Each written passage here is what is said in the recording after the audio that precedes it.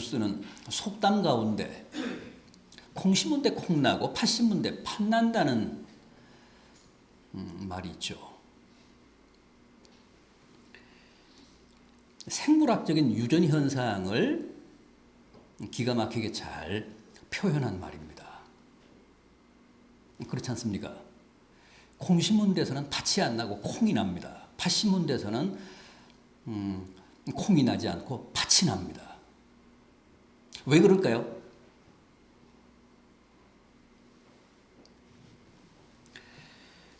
창조의 질서, 창조의 법칙인 유전 현상 때문에 그렇습니다. 유전 때문에 콩 심으면 반드시 콩이 나고 팥 심으면 반드시 팥이 납니다. 유전이 뭡니까? 조상이나 부모가 가진 무슨 신체적인 특성이나 또 정서적인 정신적인 형질이 그 후손이나 자식들에게 그대로 대물림되는 현상을 말합니다.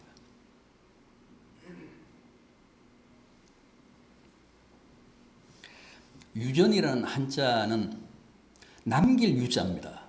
전할 전자입니다. 그러니까 부모나 조상이 남겨서 자기들의 특성을 남겨서 자식이나 후손들에게 전해준다 그런 뜻입니다. 유전.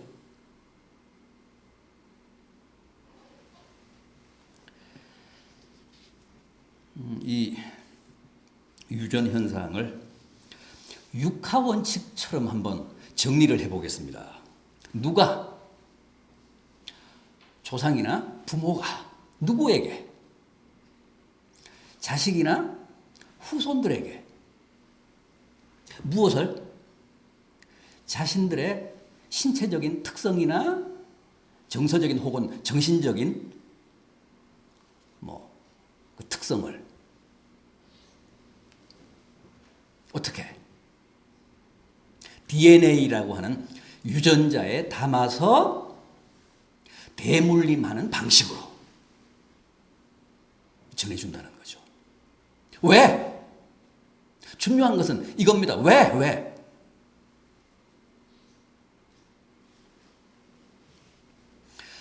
여러분, 왜 유전 현상이 존재할까요? 왜 유전 현상이 필요할까요? 왜 하나님이 창조의 질서로, 창조의 법칙으로 모든 생물들에게 혹은 인간에게 유전 법칙을 부여하셨을까요?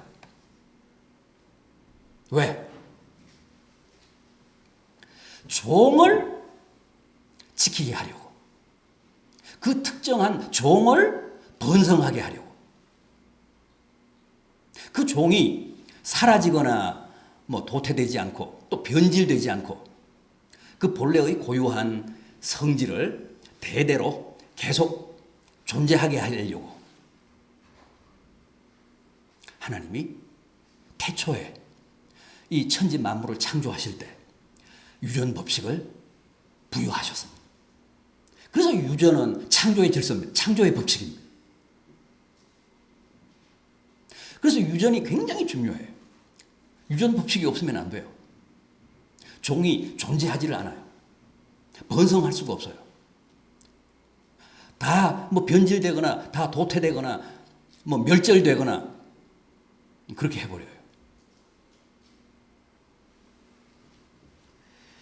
창세기 1장 21절이 합니다. 하나님이 큰 바다 짐승들과 물에서 번성하여 움직이는 모든 생물들을 그 종류대로 날개 있는 모든 새를 그 종류대로 창조하시니 하나님이 보시기에 좋았더라. 하나님이 그들에게 복을 주시며 이르시되 생육하고 번성하여 바닷물에 충만하라. 새들도 땅에 번성하라 하시니라. 하나님이 바다의 생물, 땅의 생물, 공중의 새들을 창조하시며 그들이 각기 그 종류대로 생육하고 번성해서 땅에 충만하라고 하셨습니다. 이것이 하나님이 모든 생물들에게 유전 질서를 부여하셨으므로 각 생물들은 자신의 고유한 모습과 자신의 고유한 형질을 잃지 않고 계속 잘 대물림해서 오래도록 그 종을 보존할 뿐만 아니라 번성해서 땅에 충만하라고 축복해 주신 말씀입니다. 사람도 마찬가지입니다.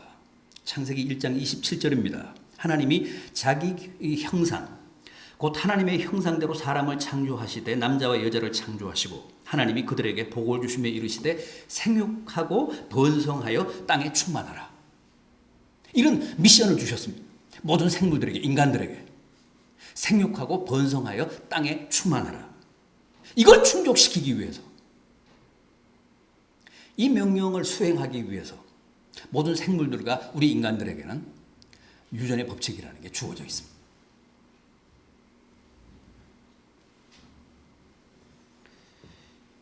유전 질서를 통해서 계속 똑같은 종의 자식과 후손들을 재생산하라는 겁니다. 그래서 멸절되는 게 아니라 오히려 더 번성해서 땅에 충만하라는 거예요. 그러니까 이 유전이라고 하는 것은, 유전의 법칙이라고 하는 것은, 유전 질서라고 하는 것은 생물들과 우리 인간들에게, 피조물들에게 주어진 하나님의 놀라운 은혜와 축복입니다.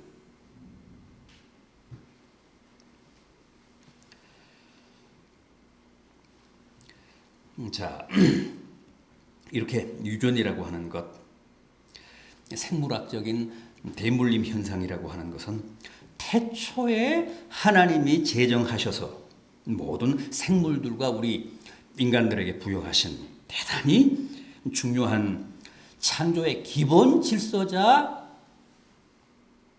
법칙인데, 바로 이 유전 법칙 때문에 모든 생물들의 보존이 가능하고 또 인간이라고 하는 종의 번성이 가능해졌다는 거죠.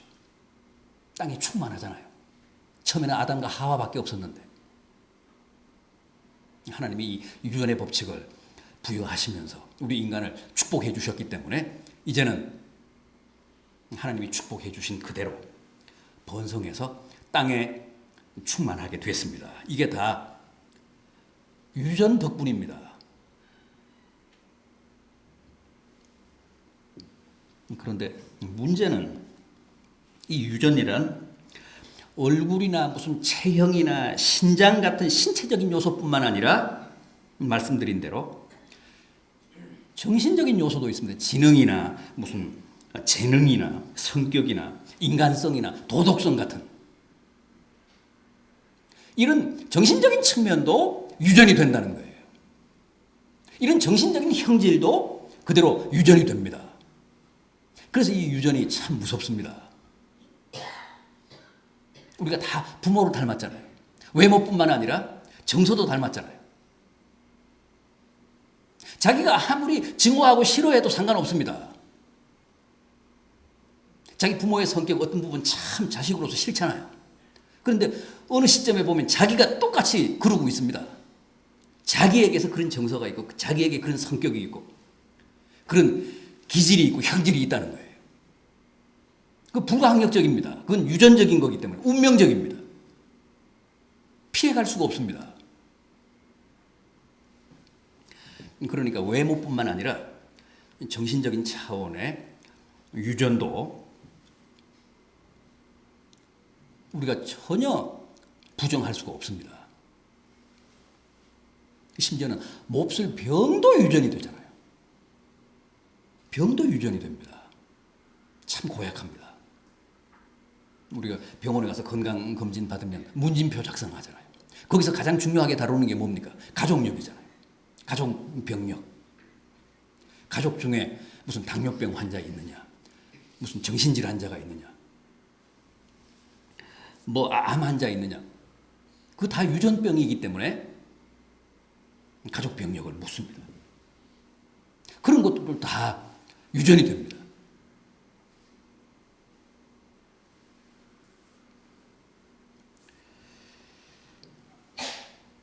그런데 성경이 말씀하는 더 무서운 유전 현상은 사실 따로 있습니다. 그게 뭡니까? 육체적인 유전, 그러니까 생물학적인 유전, 정신적인 유전뿐만 아니라 영적인 유전도 있다는 거예요. 그게 가장 중요하고 그게 가장 무섭다고 합니다. 성경이 주목하는 것은 바로 그겁니다. 여러분, 원죄라는 게 있잖아요. 원죄. 원죄라는 개념이 있잖아요. 그게 바로 영적인 유전의 대표적인 예입니다. 아담의 죄가 그 후손들인 인류에게 그대로 전해지고 있다, 대물림되고 있다는 게 원죄 아닙니까? 전설에나 나올 법한 아담이 지은 죄가 그 후손들인 오늘 우리들에게까지 대물림되고 있다는 거예요. 그게 원죄입니다. 유전죄. 여러분, 우리는 자기 의지로 죄를 짓기 전에 이미 죄인이죠. 왜요? 원죄 때문에. 유전죄 때문에. 그래서 유아 세례가 정당한 겁니다. 유아 세례의 유효성이 바로 거기에 있습니다. 우리는 이미 엄마 뱃속에서 나올 때 원죄를 쓰고 나옵니다. 선천적인 죄, 운명적인 죄, 자기 의지하고는 상관없는 대물림되는 죄. 그래서 우리는 죄를 짓기 때문에 죄인이지만 죄를 쓰고 태어나기 때문에 죄인이기도 합니다. 우리가 왜 죄를 짓느냐 하면, 자기 의지로 죄를 짓느냐 하면 이미 죄성을 가지고 태어나기 때문에, 악한 죄성을 가지고 태어나기 때문에 태어난 뒤에 자기 의지를 발동해서 또 죄를 짓는 겁니다. 원죄와 자범죄는 이렇게 맞물려 있습니다.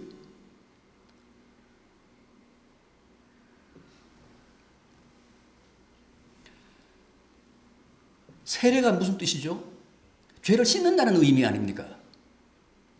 유아는 자기 의지로 죄를 지은 적이 없잖아요. 유아에게 무슨 씻을 죄가 있을까? 있습니다. 유전죄, 원죄 때문에 그렇습니다. 그래서 유아 세례는 정당하다는 거예요. 유효하다는 거죠.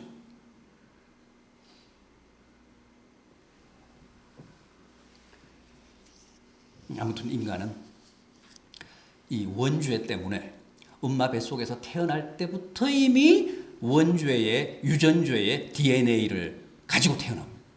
유전자를 가지고 태어납니다. 선천적인 죄인입니다, 인간은.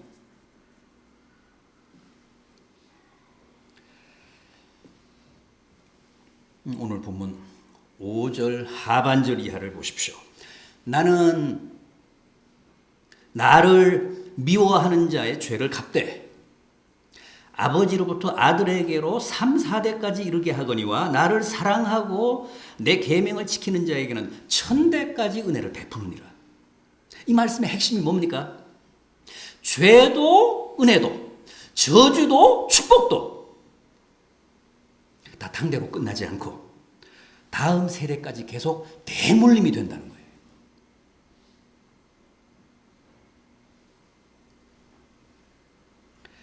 이게 바로 영적인 유전 질서입니다. 당대로 끝나면 좋겠는데 그렇지가 않다는 거예요. 죄도 은혜도 축복도 저주도 계속 자식에게로 후손들에게로 대물림이 된다는 거예요. 이게 유전 법칙 때문에 그렇습니다.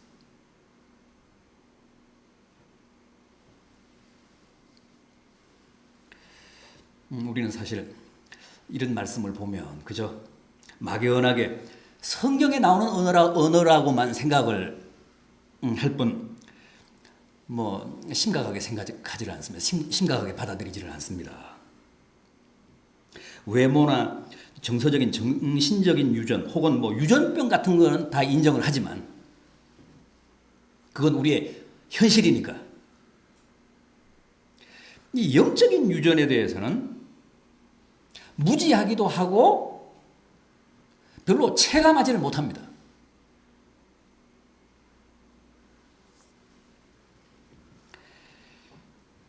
몰라서 그렇지. 지금도 얼마나 많은 사람들이 자기 부모나 윗대로부터 대물림되는 죄와 저주 때문에 고통하며 불행하게 살아가고 있는지 모릅니다. 아니 지금 모든 사람들이 겪고 있는 대개의 불행이 다 대물림 된 겁니다. 윗대로부터 유전된 것들입니다. 축복이나 행복도 마찬가지입니다.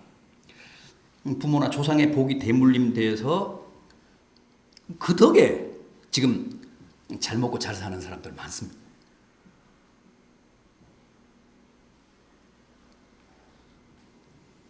그 당대는 힘들었지만 그들이 그렇게 눈물로 뿌린 축복의 씨앗이 그대로 유전이 되면서 이제는 그 후손들이 풍성한 열매를 수확하고 있는 겁니다. 우리 한국 교회도 그렇습니다. 처음에는 얼마나 어려웠습니까? 기독교가 여성들 혹은 서민층으로 이렇게 들어왔기 때문에 굉장히 힘들고 어려웠습니다. 많은 박해도 있었습니다. 또 숱한 순교자도 냈습니다. 그런데 이제 한 3, 4대, 5대까지 되잖아요. 그 옛날 초대 신자들의 그 순수하고도 헌신적인 믿음의 씨앗이 결실을 보기 시작하면서 그 후손들이 놀라운 축복과 은혜를 누리게 됐습니다.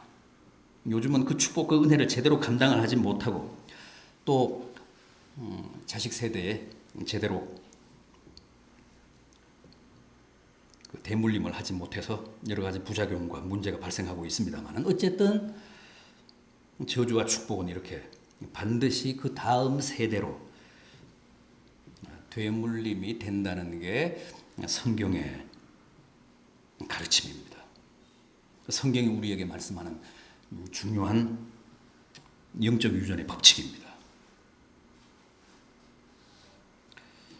부모들은 흔히 그러잖아요. 나는 비록 실패했지만, 나는 비록 이렇게 살지만 우리 자식들만큼은 결코 이런 삶을 되풀이하지 않기를 간절히 소원합니다.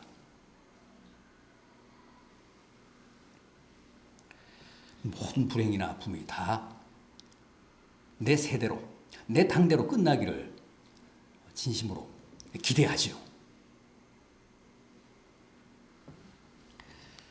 그러나 그것은 부모된 자의 인간적인 바람일 뿐이고 대개는 현실은 부모의 그 불행, 부모의 그 가난, 부모의 그 아픔과 모진 운명이 그대로 자식들에게 대물림이 됩니다.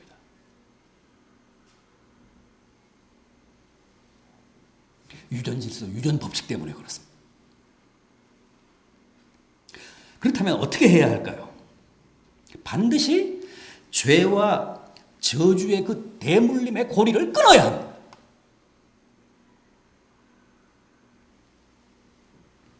그 악순환의 고리를 끊어야 내 불행이, 내 아픔이, 내 저주가 자식들에게, 후손들에게 대물림이 안 됩니다.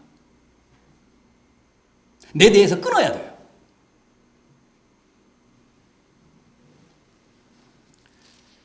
어떻게 해요? 어떻게 그 악순환의 고리를 끊을 수 있을까요? 그 저주와 불행의 고리를 끊을 수 있을까요? 노아의 둘째 아들이 누굽니까? 첫째 아들이 누구죠? 셈. 둘째 아들은 함입니다. 셋째 아들은 야벳, 셈, 함, 야벳. 그런데 그 둘째 아들인 함과 그 함의 자손들인 가나안 족속의 경우를 한번 보겠습니다. 함이 조상이고 그 후손들이 가나안 족속입니다. 가나안 족속은 저주를 받았습니다. 함도 저주를 받았습니다. 왜 저주받았습니까? 창세기 9장을 보면 노아가 낮술을 하고 포도주에 취해서 벌거벗은 채로 낮잠을 자고 있었습니다. 그런데 그 둘째 아들이 그 노아의 모습을 보고 돌아다니면서 흉을 봤잖아요. 아버지 흉을 봤습니다. 첫째 아들인 셈과 셋째 아들인 야벳은 뒷걸음질을 쳐서 그 아비의 하체를 가려줬는데, 둘째는 아버지의 그런 모습을 보고 돌아다니며 흉을 봤는데, 나중에 잠에서 깨어난 노아가 그 사실을 알고 함에 대해 뭐라고 합니까? 가나안은 저주를 받아 그 형제의 종들의 종이 되기를 원하노라. 잘못은 함 혼자 저질렀는데 저주는 함뿐 아니라 그의 자손들인 가나안 족속들에게까지 선언이 됩니다. 후에 가나안 정복을 앞둔 여호수아에게 하나님이 뭐라고 하셨습니까? 너는 가나안에 들어가서 그 모든 가나안 족속들을 다 죽일지니라. 심지어는 어린 아이들, 짐승들까지도 다 멸절하여 깨끗이 청소하라고 하셨습니다. 그게 저주받은 함의 후손인 가나안 족속의 최후였습니다. 그런데 거기서 우리가 주목할 사람이 있습니다. 오직 한 사람입니다. 그 저주에서 열애된 사람이 있었죠. 누굽니까?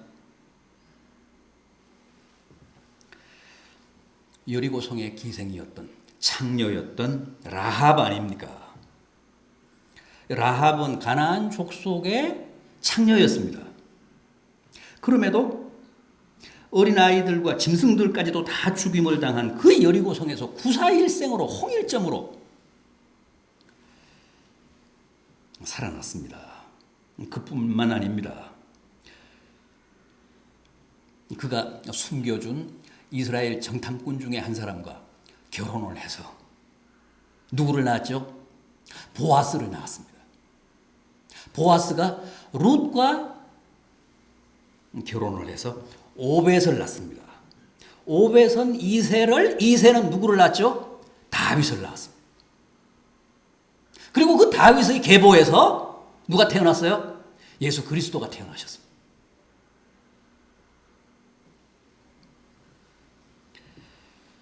저주가 아니라 놀라운 축복의 대물림입니다. 그렇다면 라합은 어떻게 해서 그 질긴 저주의 사슬을 끊고 그렇게 다윗의 증조모가 되고 주님의 조상이 되고 예수 그리스도의 족보에까지 오르는 영예를 누릴 수 있었을까요?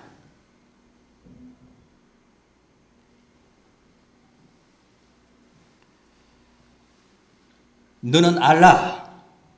오직 내 하나님 여호와는 신실하신 하나님이니 나를 사랑하고 내 계명을 지키는 자에게는 천대까지 은혜를 베푸느니라. 그렇습니다. 그 비결은 믿음에 있었습니다. 주님에 대한 사랑만이 부모나 조상으로부터 유전되는 모든 저주의 사슬을 끊을 수 있습니다. 무당 불러다가 붓한다고 무슨 대물림되는 저주가 해소되는 게 아닙니다. 라합은 비록 저주받은 가나안 족속이었지만 또 창녀였지만 믿음이 있었습니다. 하나님을 사랑했습니다. 먹고 사느라 어쩔 수 없어서 창녀로 내몰리기는 했지만 하나님을 두려워했습니다. 하나님의 실제를 믿었습니다.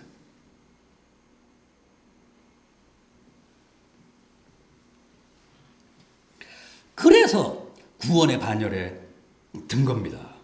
그리스도의 조상까지 된 겁니다.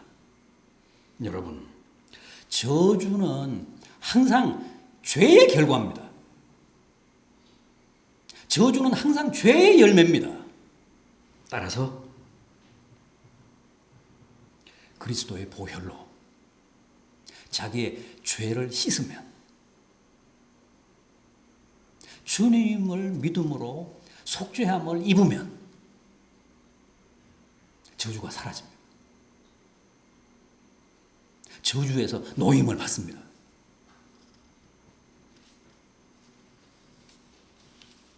저주와 불행의 악순환으로부터 노연할 수 있습니다. 저주의 유전질서로부터 해방됩니다. 생각해 보십시오. 우리도 전에는 다 그렇게 살았잖아요. 온갖 더러운 귀신, 더러운 저주와 재앙이 다 우리의 가게와 우리의 가정을 지배하고 있었습니다. 그래서 그때는 함부로 여러분이 이사도 못 하셨잖아요. 꼭 귀신에게 나를 받아야 되잖아요. 함부로 결혼도 못 했잖아요. 함부로 벽에 못도 못 박았잖아요.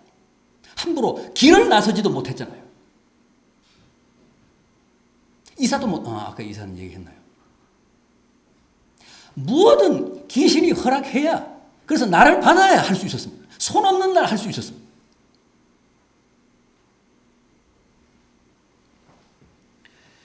일일이 점쟁이 찾아가서 점하고 날 잡고 허락을 받고,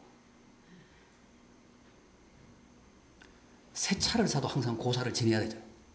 귀신에게 일단 신고를 해야 안도하면서 운전을 할 수 있었잖아요. 그렇게 철저하게 귀신이 우리의 발목을 잡고 있었습니다. 지금도 세상 사람들은 마찬가지입니다. 하나도 달라진 거 없습니다. 함부로 못합니다. 반드시 귀신에게 허락을 받아야 됩니다. 그래서 나를 잡아야 됩니다. 그런데 우리는 지금 그렇지 않잖아요. 여러분 아직도 점쟁이 찾아가서 날 봤습니까? 그렇지 않잖아요. 믿음 안에서 우리가 해방이 된 겁니다. 죄에서 노연한 겁니다. 우리는 이제 아담으로부터 유전되는 원죄에서 깨끗해졌습니다. 원죄는 지독하지만 그리스도의 보혈은 더 지독합니다. 그리스도의 보혈로 우리가 씻음을 받았기 때문에 이제 우리는 깨끗해졌습니다. 저주가 사라졌습니다. 우리 자식들이나 후손들에게 은혜와 축복을 대물림할지언정 더 이상 위로부터 내려온 유전적인 저주나 불행은 대물림하지 않습니다. 믿음으로 우리가 새로워졌기 때문입니다. 믿음으로 거듭났기 때문입니다. 믿음으로 저주의 그 고리를 끊었기 때문입니다.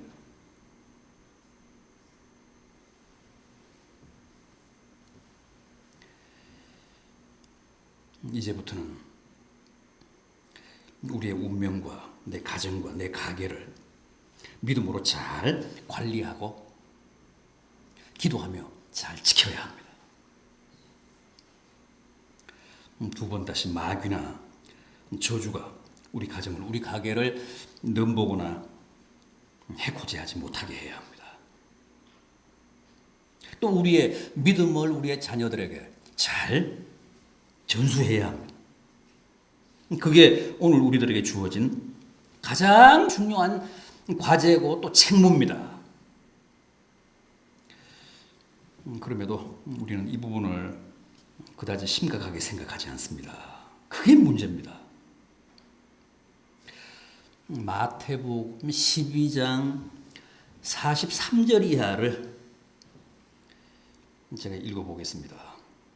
더러운 귀신이 그 사람에게서 나갔을 때에 물 없는 곳으로 다니며 쉬기를 구하되 얻지 못하고 이에 가로되 내가 나온 내 집으로 다시 돌아가리라 하고 와서 보니 그 집이 비고 소재되고 수리되어 있거늘 이에 가서 저보다 더 악한 귀신 7을 데리고 들어가서 거하니 그 사람의 나중 형편이 이전보다 더욱 심하게 되느니라. 이 악한 세대가 또한 이렇게 되리라. 이게 무슨 말씀입니까? 분명 주님의 권세로 귀신이 그 집에서 쫓겨났습니다. 이제 그 사람의 운명과 가정과 가게 이전과는 달리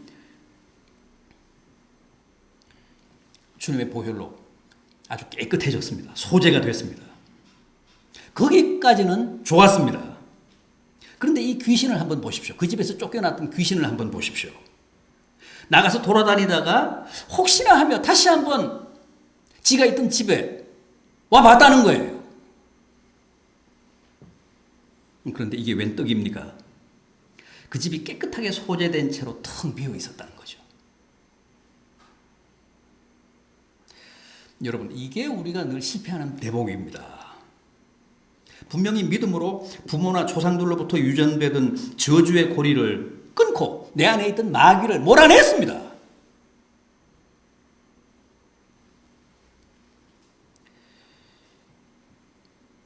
그런데도 우리는 여전히 마귀에게 농락당하고 있죠. 왜 그럴까요? 주님의 이름으로 귀신을 몰아내고 보혈로 모든 죄와 허물을 다 씻고 망가진 내 심령을 복원하고 수리했으면 그대로 비워둘 게 아니라 성령으로 충만해야 하는데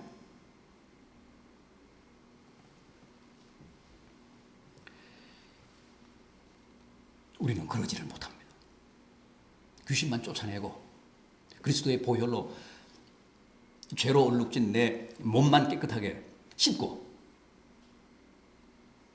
텅 빈 채로 내 심령을 방치하기 때문에 나갔던 귀신이 다시 돌아와서 지보다 더 악한 귀신 7을 데리고 와서 내 안에 산다는 거예요. 성령이 계시면 절대 마귀가 귀신이 다시 들어오지 못합니다. 내가 무서워서가 아니라 성령이 무서워서 범접을 못합니다. 성령 충만 그렇게 교회에서 강조하잖아요. 왜 그럴까요? 더 이상 귀신이 나를 장악하지 못하게 하기 위해 성령이 내 안에 충만하면 귀신이 더 이상 내게 범접을 못하기 때문에 우리는 반드시 죄 씻음을 받을 뿐만 아니라 내 안에 있는 귀신들을 몰아낼 뿐만 아니라 성령 충만해야 합니다.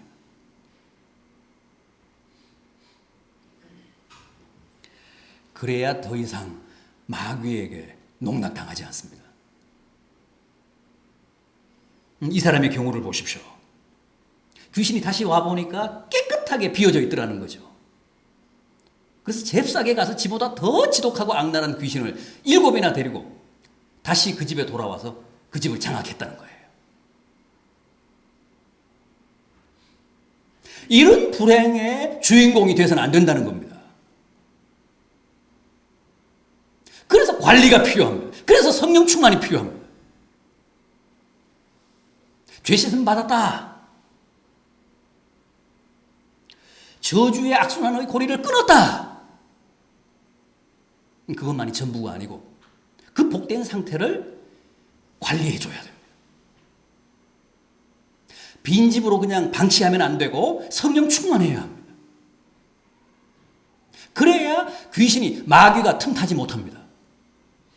2번 다시 내가 마귀에게 장악당하지 않습니다.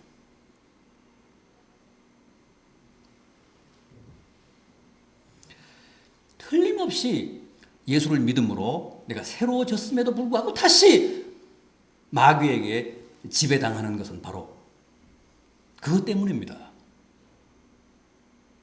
빈 집으로 그냥 방치했기 때문입니다. 성령을 모셔야 하는데, 성령 충만해야 하는데, 그래서 귀신이 2번 다시 나를 넘보지 못하게 해야 하는데, 그렇게 내 자신을 관리해야 하는데, 그 부분이 소홀했다는 거죠. 그 부분에 무책임했다는 거죠. 그래서 성경은 성령 충만하라. 너희는 성령의 전이다. 걸어다니는 성령의 집이다.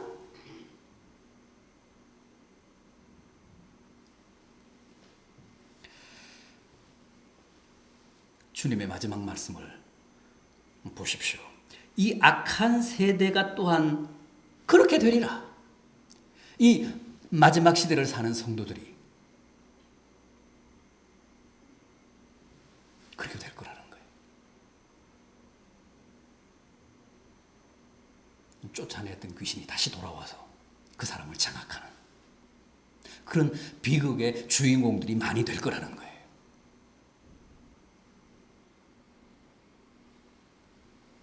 얼마나 무서운 말씀인지 모릅니다. 여러분, 진심으로 조상의 망령된 행실과 저주로부터 자유하기를 바라십니까? 진심으로 여러분들의 자녀들이, 여러분들의 후손들이 잘 되고 천대만대 행복하게 살기를 소원하십니까? 진심으로 더럽고 포악한 귀신들로부터 여러분들의 가정, 여러분들의 가게를 지키고 싶으십니까? 무당 찾아가지 마시고 점쟁이 찾아가지 마시고 주님을 믿으십시오. 하나님을 더 많이 사랑하십시오. 소재되고 깨끗하게 수리된 집을 그냥 빈 채로 방치하시지 말고 성령 충만하십시오. 그게 바로 여러분들의 가게를 흐르는 무서운 저주의 악순환을 끊고 조상들로부터 대물림되는 온갖 불행과 재앙의 고리를 끊는 유일한 비책임을 깨닫게 되시기를 진심으로 바람하지 않습니다.